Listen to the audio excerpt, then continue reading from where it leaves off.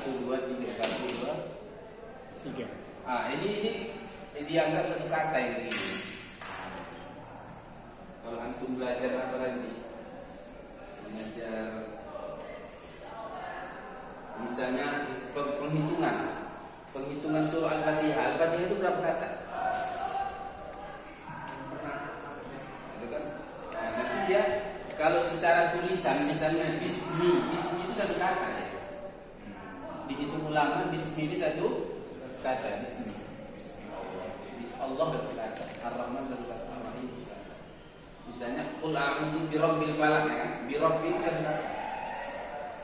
Kalau dalam ilmu imla ya, tulisannya. Oke. Ar-rijalu sahih atau sahih? Jalasu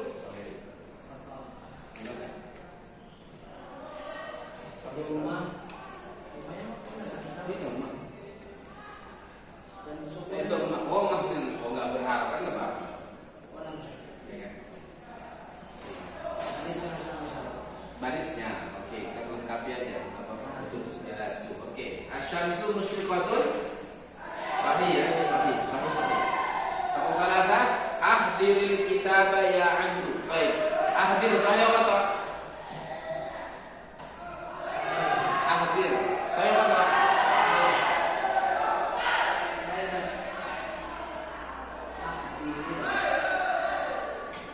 kata gila. Ada kotor. Kenapa? Dia harus pakai hamzah.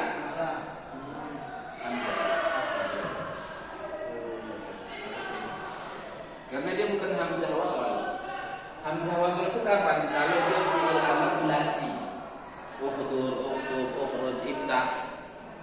Atau yang dia khumasi dan sudasi. Misalnya ijtami' atau istaghfir. Tapi kalau yang rubai 4 huruf 1, 2, 3, 4 ini ada nanti ada penjelasannya Pak. Tapi kalau ini karena masih awal ya. Oke, al-kitabah sahih, ya amru sahih. Ar-rabi nahnu. Oke, kalau nahnu betul ya, nad'u betul, Allah betul. Tapi kalau dari ilmu khot ini salah ya. Ini seperti huruf ta kan? Atau huruf ba atau huruf ta. Nah, ini seharusnya nahnu tulisnya kemana?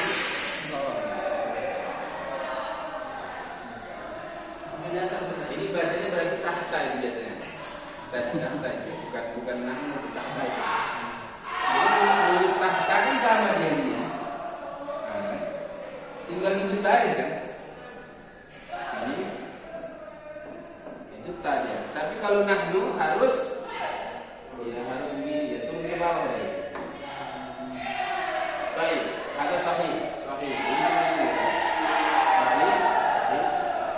Sudah kata ya. Cuma al-muslimuna yad'una Allah. Sahih. Amrun yaktubu. Amrun sahih. Yaktubu sahih. Bil qalam.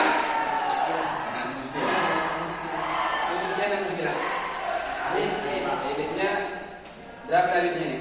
2. Ini sukun, ini sukun, ini sukun, 3 sukun.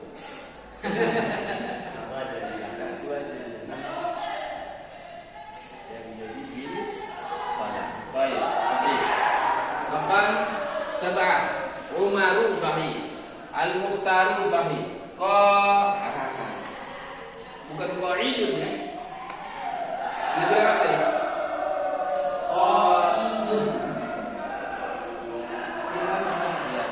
Tulisannya bagaimana?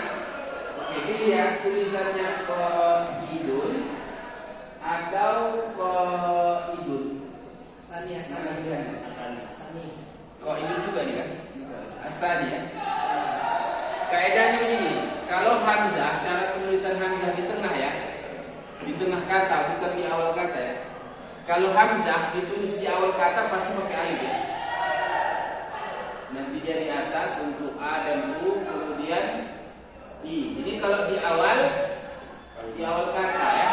Tapi kalau di tengah, kaidahnya begini. Kalau dia berbaris bukan dilihat dari baris sebelumnya ya. Dia dilihat dan baris sebelumnya juga dilihat. Nah, kaidahnya kalau dhammah maka nulisnya pakai waw. Gitu. Atau sebelumnya U. Oke, kalau dia berbaris fathah atau sebelumnya fathah maka berbaris alif. Kalau dia kasroh berarti di atas ya. Gini nulisnya. Mana yang lebih kuat? Mana yang lebih kuat? Mana yang lebih kuat? Kasroh lebih kuat daripada dhammah dan lebih kuat daripada fathah. Ini kaidahnya. Kasroh lebih kuat daripada dhammah, lebih kuat daripada fathah. Jadi dia nulisnya ini, kemudian contoh. Gimana menulis soal? Lihat barisnya dhammah sebelumnya, kemudian dia berbaris fathah kan? Kan begini kan? Tinggal pilih mana? Di atas ya, di atas waw atau di atas alif? Ini dhammah, ini fathah. Mana yang lebih kuat?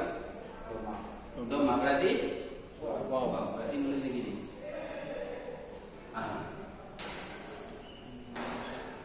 Oke, sekarang su'ila. Gimana ini su'ila?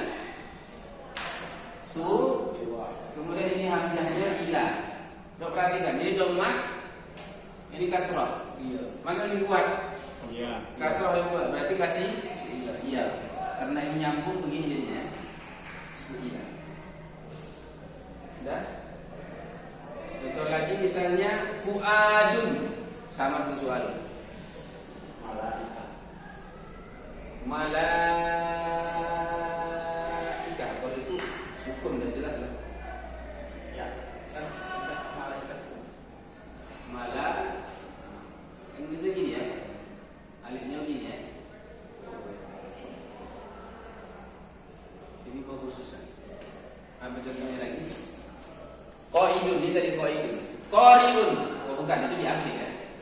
Sa'ilun, yang bertanya. Bahasa Arabnya sa'ilun, bertanya apa? Tulisannya sa'ilun. Oke. Ini barisnya apa? Sukun ya. Ini kasrah. Tulisannya dari mana? Ya. Sa'ilun.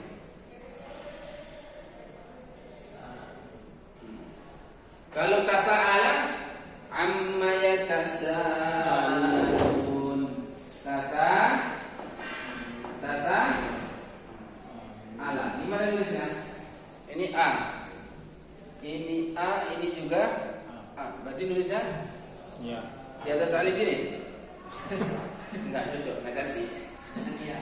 Iya. Bukan. Tidak ditulis di atas ya, waw atau alif, tapi dia sendiri. Tulisnya gini. Ini enggak ada. Kalau begini jelek kali. Rancu.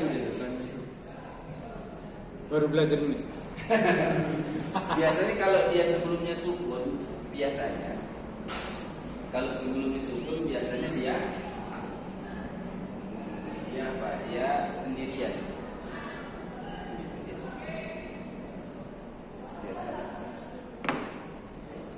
Baik, belum ada pada qaidun. Idan biduni ain, tapi bihan cuma muslimun, bukan muslimuna. Muslim mana namanya? Muslimun. Jadi muslim. Karena kan qaid mufrad, umar kan mufrad. Ya. Intahainya walhamdulillah. Baqiya asyiddaqa. Terakhir. Israbul hadid. Ada yang kurang. Apa itu? Bisa. Isrobu, bukan isrobi. Isrob. Kalau isrob anta, kalau antuma isroba, kalau antum isrobu. Kalau anta apa? Isrob. Kalau antuma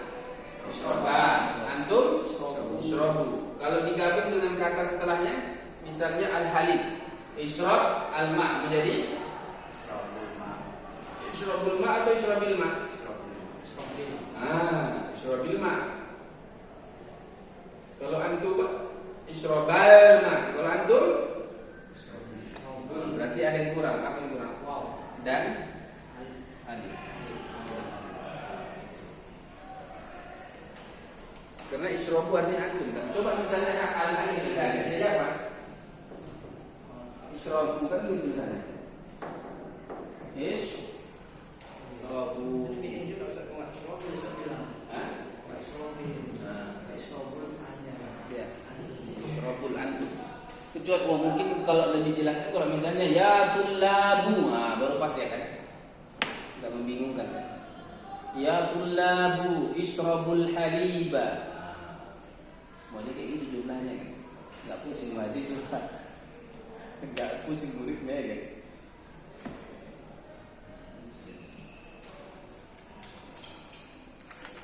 Kalau ya talibu pasti israbil kan? Ya talibu israbil ma'a. Bagian sudah qaid. Naud ila darsina al-kitabah ya, balik lagi ke kitabah.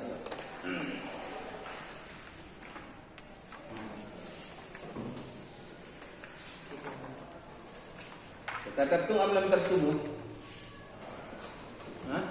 Katabtu. Nama. Baik. Huna ta'birun wajah. Kalau ini PR harus berisi. Nanti yang periksa.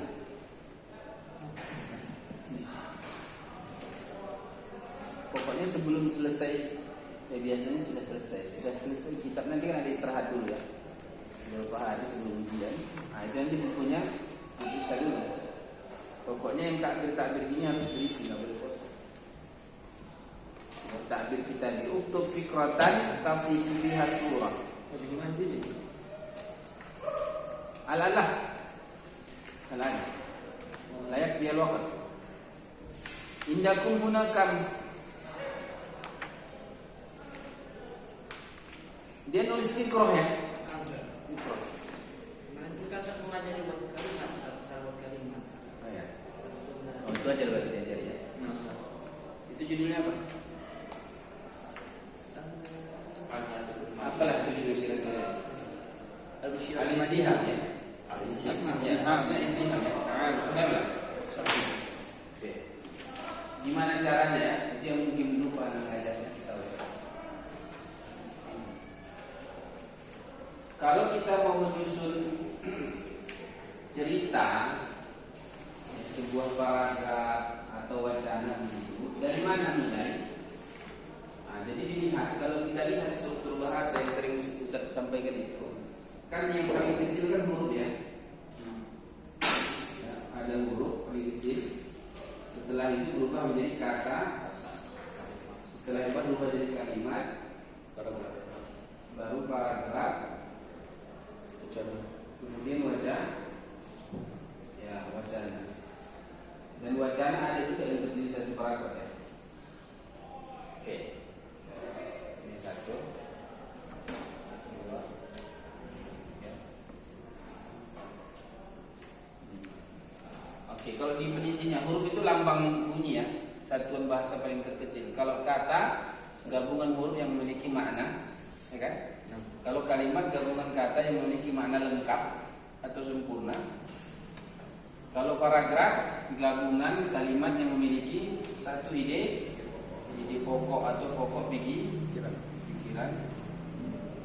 Kemudian kalau wacana gabungan paragraf yang memiliki atau judul. Nah, kalau kita menyusun sebuah cerita karangan, dari mana mulai? Dari paling kecil atau paling besar? Kalau kita mau bangun rumah, dari mana mulai? Dari yang paling kecil atau paling besar? Itu sudah praktek. Sebelum dibangun diapain? Digambar dulu. Berarti dari yang besar ya? Mulai, bukan dari kecil. Kalau dari kecil, ya, mau kemana arahnya? Ada wacana itu ya. Jadi dari mana? Kerangkanya dulu berarti kan? Berarti dari mana mulai? Judul. Jadi langkah pertama tentukan judul. Misalnya kalau ada gambar kayak gini, Harus tahu judulnya apa itu, gitu dia. Mobil rusak. Yang gitu ya, mobil rusak boleh terserah. Ceritanya berusaha ya. Iyalah, berarti mobil rusak aja cerita dia. Atau izdiham, bisa juga dia hadis satu, misalnya tasodum, ya kejadian tabrakan misalnya. Atau judulnya Asyari, jalan raya, ya, Syariul Madinah misalnya. Nah, jadi tema. Setelah tema apa? Nah, tentukan ide pokoknya. Temanya ada, kira-kira berapa ide pokok yang disampaikan? Misalnya kita mau buat 5 lah ya. 5 banyak. Ya nanti jangan kebanyakan kalimat ya kan gitu aja. Untuk sementara nggak apa-apa 5 ide pokok, tapi dia singkat-singkat kalimatnya nanti. Ini kan? Jadi kita buat 5 ya. 5 ide pokoknya. Itu yang kedua. Yang ketiga apa? Nyusun kalimat lah. Susun kalimat dalam setiap ide pokok. Nah, susun kalimatnya. Itu yang ketiga. Tapi bagaimana menyusun kalimatnya? Dengan cara memilih kata yang tepat sesuai. Siapa bisa jawab? Sesuai tema. Sesuai apa? Sesuai dengan judul ini. Sesuai dengan judul. Sesuai kaitan dengan judul. Betul, tapi betul sesuai tema judul. Tapi ada sesuatu yang bukan itu dia. Kalau itu pastilah, kalau nggak nyambung sama dia kan. Nah, apalah sesuai apa? Pemilihan kata sesuai kaitan. bisa. Misalnya ketika judulnya misalnya sholat, ya kan? Misalnya ini dah sholat. Sebutkan ini pokoknya. Yang pertama misalnya pengertian, ya kan? Oke? Kemudian syarat ya. Kemudian rukun. Atau sebelumnya ada hukum misalnya ya. Hukum sholat. Kemudian tata cara. Kemudian ada hikmah. Nah, inilah ini temanya. Inilah ini pokoknya, pengertian, hukum, syarat, rukun, tata cara dan hukum. Sudah. Ini sudah kita tentukan ini pokok. Sekarang kan kita menyusun kalimat. Misalnya kita susun kalimat dalam pengertian sholat, kemudian kan kita pilih kata ya. Nah, cara memilih kata, contoh pengertian itu ada apa? Mufradat tentang pengertian, ada pengertian, ada definisi, ya kan? Pilih yang mana? Pilih pengertian atau definisi? Definisi. Kira-kira mana yang pas? Definisi itu. Hah? Harus disesuaikan dengan. Kan antum memilih kata pengertian atau definisi? Sesuai ininya yang diajak ngomong. Santai. Kalau tulisan berarti sesuai Membaca. siapa yang baca? Kalau anak SD yang baca, antum pilihnya kata pengertian atau definisi? Pengertian. Kenapa nggak definisi? Kenal kata Nggak ngerti dia definisi. Nanya lagi dia apa? Jelaskan aja. Contoh kalau pengertian nanti kan ada pengertian secara bahasa, ada pengertian secara istilah.